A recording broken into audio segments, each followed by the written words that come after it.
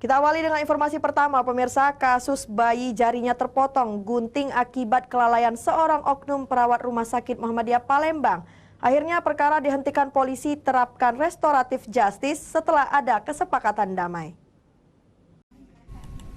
Dengan adanya kesepakatan perdamaian antara keluarga korban pasien jari bayi terpotong dengan tersangka DN oknum perawat dan pihak Rumah Sakit Muhammadiyah tersebut, akhirnya kepolisian Polrestabes Palembang hentikan perkaranya. Menurut pihak kepolisian, penghentian perkara ini dilakukan demi rasa keadilan di masyarakat.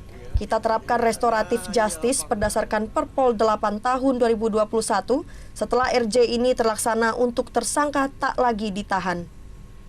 Dengan adanya perdamaian tersebut, kita melakukan tindak lanjut dengan Perpol 8 tahun 2021 untuk kemanfaatan, untuk lebih pada perbaikan di antara kedua belah pihak dan juga untuk memenuhi rasa keadilan di masyarakat. Hanya kami lakukan langkah restoratif justice terhadap penanganan perkara tindak pidana. Sementara kedua pihak baik orang tua yakni Suparman dan DN, oknum perawat dan pihak Rumah Sakit Muhammadiyah Palembang menyatakan banyak terima kasih dalam penyelesaian perkara mereka hingga terjadi perdamaian sampai penghentian perkara ini secara kekeluargaan. Terima kasih. Terima kasih atas semuanya, para wartawan, terima kasih, dan pihak polisi terima kasih juga, dan pihak rumah sakit atas tanggung jawabnya. Ya, terima kasih sebanyak-banyaknya.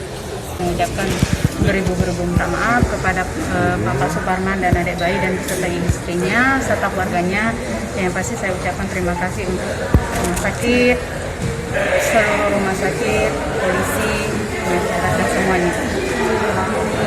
Saat ini AA bayi korban terpotong jari dalam keadaan sehat telah pulang ke rumahnya di Jalan Tembok Baru, Kecamatan Seberang Ulu 1 Palembang.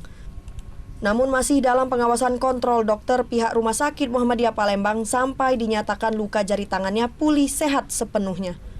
Dari Palembang, Guntur, iNews melaporkan.